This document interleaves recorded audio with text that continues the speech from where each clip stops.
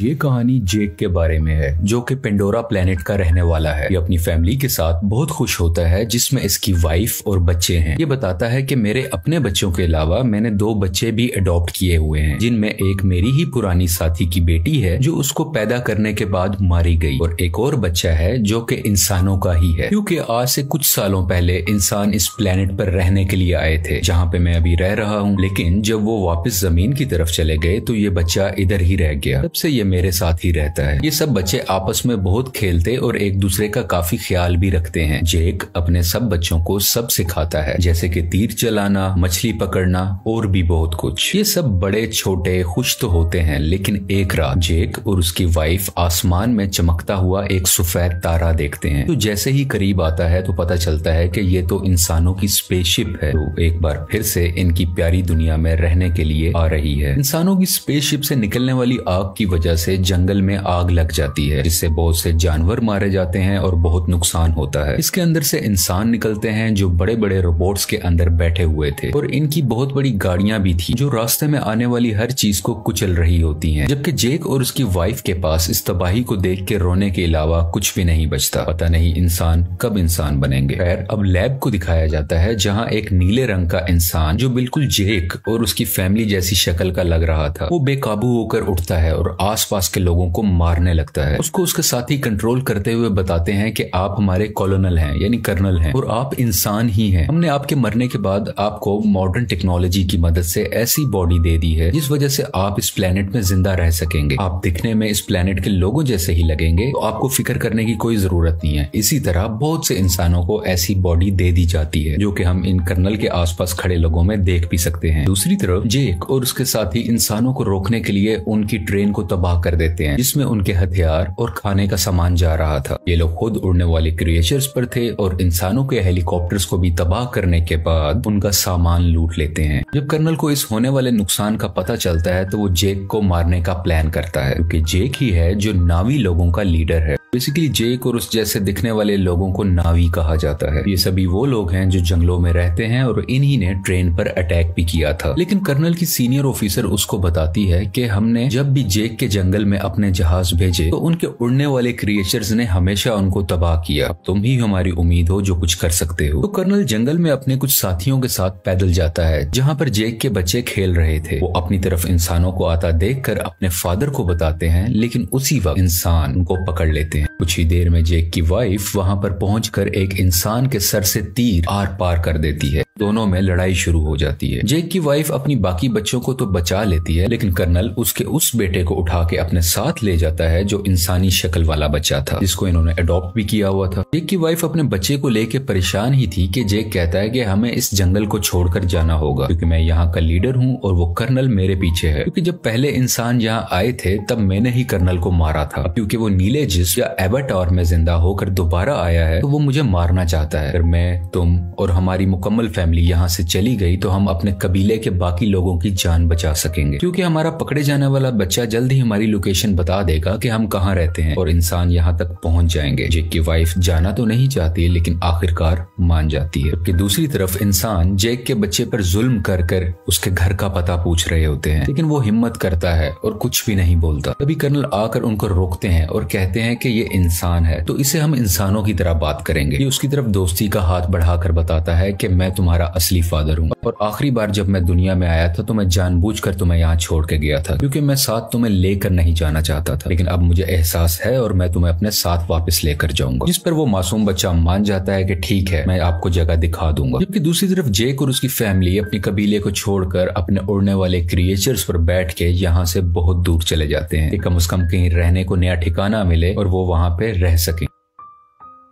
ये लोग पानी के पास रहने वाले नाविस के पास पहुंचते हैं। यहाँ पर रहने वाले लोग हैं तो इसी प्लेनेट के, लेकिन दिखने में सब्ज रंग के होते हैं। ये पानी वाले नावी शुरू में इनका मजाक बनाते हैं, जैसे कि वो कहते हैं कि इनकी दुम पतली है, इनके बाजू पतले हैं और भी बहुत कुछ। तभी पानी वाले लोगों का लीडर आता है और कहता है कि तुम जंगल के रहने वाले हो, तुम्हारी यहाँ पानी के पास कोई जरूरत नहीं है, तुम्हें कुछ नहीं आता कि पानी में कैसे सरवाइव करना है। लेकिन जेक जवाब में कहता है कि हम बहुत जल्द ही सब कुछ सीख जाएंगे और मेरी फैमिली के लिए मुझे आप लोग लोगों की जरूरत है ताकि वो यहाँ पर सही सलामत जिंदा रह सकें। ये देख के पानी का नावी लीडर मान जाता है और उनको रहने की इजाजत भी दे देता है। अगले दिन जेक के बच्चों को वहाँ के रहने वाले बच्चे घुमा रहे होते हैं, जबकि जेक का बेटा अपने बालों वाली चुटिया वहाँ के एक क्रिएचर से जोड़ता है तो वो बहुत तेजी से पानी के अंदर तैरता है, जिस वजह से गिर जाता है और वहाँ के सब लोग हंसने लगते हैं। अगले दिन वहाँ के कुछ बच्चे जेक की बेटी को पागल कह रहे होते हैं। इसके अलावा उससे बदतमीजी भी करते हैं, उसको काफी तंग कर रहे होते हैं। तभी वहाँ जेक के बाकी बच्चे भी आ जाते हैं और उस तंग करने वाले बच्चे को मारने लगते हैं। तुमने हमारी बहन को ऐसा क्यों कहा? जब जेक को ये सब पता चलता है तो वो अपने ही बेटे को डांटने लगता है कि तुमने उसे क्यों मारा, वो यहाँ के लीडर का बेटा है, जाओ तुम उससे माफी मांगो। वो जब जाकर माफी मांगता है तो लीडर का बेटा अभी भी गुस्से में था और वो उसको धोखा देना चाहता था, बदला लेना चाहता था। कहता है कि चलो तुम्हें एक अच्छी जगह पर लेके जाता हूँ। वो उसे गहरे पानी में ले जाता है जहाँ पर एक खतरनाक मॉन्स्टर रहता था। वो उसको वहाँ पर जाकर अकेला छोड़ देता है और खुद वहाँ से वापस आ जाता है। कुछ ही देर में पानी के अंदर से तेज मॉन्स्टर आकर उस पर अटैक कर देता है, जिस वजह से वो डूबने लगता है और लगातार मॉन्स्टर उस पर अटैक कर उसको खाने की कोशिश कर रहा होता है। दोनों आमने सामने होते हैं। तभी वहाँ सबसे बड़ा मॉन्स्टर आ जाता है जो छोटे मॉन्स्टर को अपने मुंह में डाल के पत्थर पर जोर का मारता है और उसको वहीं मार डालता है। इतनी ही देर में जेक का बेटा पानी में मजीद सांस नहीं ले पाता और डूब जाता है। जैसे ही उसकी आंख खुलती है तो वो देखता है कि सबसे बड़े पानी के मॉन्स्टर ने उसकी जान बचाई है और वो उसके ऊपर लेटा हुआ है। ये लड़का देखता है कि वो मॉन्स्टर बेचारा काफी जख्मी भी है, तो ये उसके जिस्म से कुछ लगे हुए हथियार निकालकर उसको सुकून देता है, जिससे इन दोनों की दोस्ती हो जाती है और वो मॉन्स्टर इस लड़के को उसके घर वालों के पास छोड़ के आता है।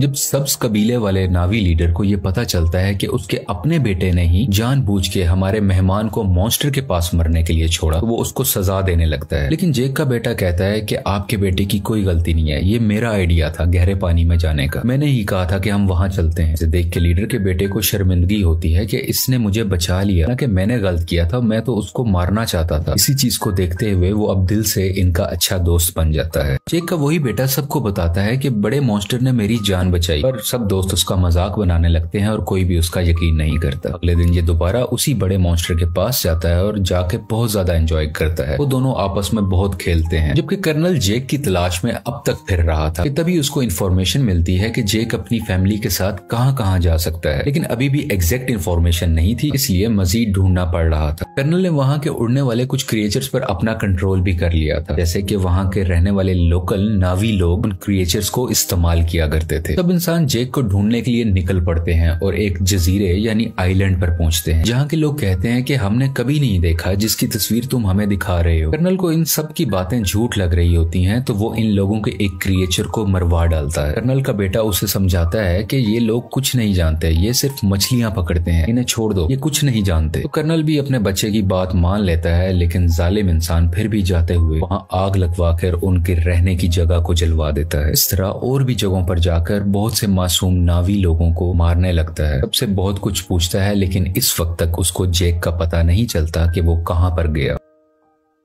इसी तरह ये सब इंसान पानी वाले एक क्रिएचर को देखते हैं, उस पर भी लोहे की बनी हुई चेन और कुछ छोटे मिसाइल से अटैक करते हैं। इसके अलावा एक ऐसी अल्ट्रासोनिक गन से भी अटैक करते हैं जिससे वो मॉन्स्टर इंसानों पर हमला ही नहीं कर पाता, इंसान इसको बड़े आराम से पकड़ सके। वो बेचारा मॉन्स्टर अपने छोटे बच्चे के साथ तैर रहा होता है, जिसने इंसानों का कभी कुछ नहीं बिगाड़ा था, लेकिन वो दर्द से तड़प रहा था, चीख रहा था और आखिरकार वहीं पर मारा जाता है। उसका छोटा सा बच्चा इर्द गिर्द घूम कर उसको आवाजें दे रहा होता है और इंसान बहुत ही बेशर्मी के साथ खुशी में तालियां बजा रहे थे कि वो अपने मिशन में कामयाब हो गए। ये सब देखकर कर्नल का बेटा काफी तकलीफ में होता है, क्योंकि उसको इन सब जानवरों की फिक्र थी और वो इस होने वाले जुल्म को बिल्कुल बर्दाश्त नहीं कर रहा होता। इंसान उस क्रिएचर को पकड़कर अपने साथ ले जाते हैं, उसके मुंह के अंदर जाकर ड्रिल मशीन से उसके मुंह के ऊपर वाले हिस्से में सुराख करते हैं, जिसके अंदर से एक पीले रंग का लिक्विड निकलता है, जो कि एक ऐसा पानी है कि जो भी पिएगा उसकी उम्र बहुत कम स्पीड से बढ़ेगी, यानी उसको जिंदा रहने के लिए बहुत से साल मिल जाएंगे और वो जल्दी नहीं मरा करेगा। और इस लिक्विड की कीमत भी करोड़ों डॉलर्स में है, इसको ये मार्केट में बेच के बहुत पैसा कमाने वाले हैं। अगले दिन मरने वाले मॉन्स्टर क्रिएचर को सब्ज नावी लोग देख लेते हैं। इसके बाद जेक को बुरा भला कहने लगते हैं कि तुम्हारी वजह से इंसान इधर तक पहुंच गए और अब वो हमारे क्रिएचर्स को मार रहे हैं और बहुत जल्द हमें भी, इसलिए जो भी हुआ सो हुआ। ग्रीन नावी लीडर कहता है कि हम इंसानों से मुकाबला करेंगे। इसके कुछ देर बाद ही जेक का बेटा सबसे बड़े मॉन्स्टर से एक बार फिर मिलने जाता है और देखता है कि उसके ऊपर एक एंकर जैसी डिवाइस लगी हुई है, जिसकी वजह से उस मॉन्स्टर को उस डिवाइस ने वहीं रोका हुआ था और वो वहां से हिल ही नहीं पा रहा था, क्योंकि इंसान उस लिक्विड को हासिल करने के लिए और भी मॉन्स्टर्स को मारने का इरादा रखते हैं। और इस बार बारी है जेक के बेटे के बड़े मॉन्स्टर की, जो साइज में भी बहुत बड़ा है और उसमें से लिक्विड भी बहुत ज्यादा निकल सकता है। इसलिए इंसान अब इस मॉन्स्टर को मारना चाह रहे हैं। बेटा और बाकी भी उसके पास होते हैं, जबकि इंसान इस तरफ बढ़ रहे होते हैं। कर्नल भी इन बच्चों को वहां दूरबीन से देख लेता है। जेक और लीडर को पता चलता है कि उनके बच्चे खतरे में हैं और वो अपने हथियार उठाकर उन्हें बचाने के लिए निकल पड़ते हैं। बहुत मुश्किल से बच्चे बड़े मॉन्स्टर से वो डिवाइस निकाल देते हैं, जिस वजह से मॉन्स्टर वहां से आगे तैरकर निकल जाता है और बिल आखिर उसकी जान बच जाती है। लेकिन इंसान फायरिंग करते हुए अभी भी बच्चों का पीछा कर रहे होते हैं। यहाँ पे लीडर की बेटी मरने ही वाली होती है, तो जेक का बेटा उसका हाथ पकड़कर अपनी तरफ करके उसकी जान बचा लेता है। लेकिन थोड़ी ही देर में बच्चों को बड़ा सा जाल डालकर पकड़ लेते हैं और अपनी शिप पर ले आते हैं। कुछ देर तक बच्चों के पेरेंट्स भी यहाँ आ जाते हैं, यानी कि जैक वहीं रुककर देखता है कि उनके बच्चों को शिप के आगे कर्नल ने बांधा हुआ है। कर्नल कहता है कि अगर बच्चों की जान बचाना चाहते हो तो शिप पर तुम सिर्फ अकेले आओगे। तो जेक सबकी बेहतरी के लिए अकेले जाने का फैसला करता है। तभी जेक के बेटे का सबसे बड़ा क्रिएचर दोस्त पानी के नीचे से एकदम से ऊपर आकर इनकी शिप पर चढ़ जाता है और अपने हाथों और दुम से वहाँ खड़े इंसानों को मारने लगता है और हर चीज तबाह कर रहा होता है। ये देख के जेक और लीडर के लोगों को भी मौका मिल जाता है कि वो इंसानों पर हमला कर दें और वो सब लोग शिप की तरफ बढ़ने लगते हैं। इंसानों और इन सब नावी लोगों के दरमियान काफी लड़ाई हो रही होती है। बहुत से इंसान भी मारे जाते हैं और कुछ नावी लोग भी। और वो पानी वाला क्रिएचर इंसानों की एक छोटी शिप के ऊपर से छलांग लगाकर उसको लोहे की रस्सी से इनको दबाकर मार देता है। जेक भी इंसानों का मुकाबला करते हुए बच्चों के पास आके उनको वहां से छुड़वा लेता है। कुछ बच्चे अपने अडॉप्टेड इंसानी भाई को भी ढूंढ लेते हैं और वहां से भागकर अपनी जान बचाते हैं। लेकिन उसी दौरान जेक का एक बेटा मारा जाता है और उसकी माँ ये सब देखकर अपने दिल पर काबू नहीं रख पाती और चिल्ला चिल्ला कर रोने लगती है। जेक के दो बच्चे फिर से कर्नल ने पकड़ लिए होते हैं और वो लोग इंतजार कर रहे होते हैं कि जेक इनको बचाने आएगा और इसी मौके को देखते हुए हम उसे मार डालेंगे। जेक वहां बड़ी खामोशी से आकर धमाका करता है, जिससे हर तरफ आग ही आग हो जाती है। बहुत से इंसान भी मारे जाते हैं। उसकी वाइफ भी बहुत से इंसानों को अपने तीर से हमेशा के लिए खत्म कर देती है और एक इंसान को गुस्से वाली आंखें दिखाते हुए मार डालती है, क्योंकि अभी अभी उसने अपना बेटा खोया था। उसकी आंखों में दर्द था। मौका देखते हुए कर्नल जेक की बेटी की गर्दन पर चाकू रख के उन सबको हथियार डालने का कहता है। लेकिन उसी दौरान जेक की वाइफ वहां आकर कर्नल के ही बेटे की गर्दन पर चाकू रख देती है, जिसको देखते हुए कर्नल को उसकी बेटी को छोड़ना पड़ जाता है। अब फाइनली कर्नल और जेक की आपस में हैंड टू हैंड लड़ाई होती है। इसमें बहुत मुश्किलों के बाद जेक कर्नल का गला अपने हाथों में दबाकर उसे मार देता है और आखिरकार ये जालिम कर्नल पानी में डूबने लगता है। लेकिन कर्नल का बेटा उसे डूबने से बचाकर पानी के ऊपर ले आता है, क्योंकि कर्नल ने उसकी जान जो बचाई थी जब जेक की वाइफ ने उस पर चाकू रखा हुआ था। जब कर्नल कहता है कि बेटा मेरे साथ आओ, तो वो उस पर गुस्सा कर अपनी फैमिली के पास चला जाता है, यानी कि जेक के पास। और इसको देखकर जेक की फैमिली भी बहुत खुश होती है और उसको पहले की तरह ही प्यार करती है। फिर में जेक अपने मरने वाले बेटे को पानी के अंदर दफना देता है और उस वक्त उसको सब पुराना याद आ रहा था कि मेरा बेटा जो आज मरा है उसको मैंने कैसे अपने हाथों में उठाया था जब वो पैदा हुआ था, और आज अपने ही हाथों से दफन भी कर रहा हूँ। और इस फिल्म की कहानी यहीं पर खत्म हो जाती है।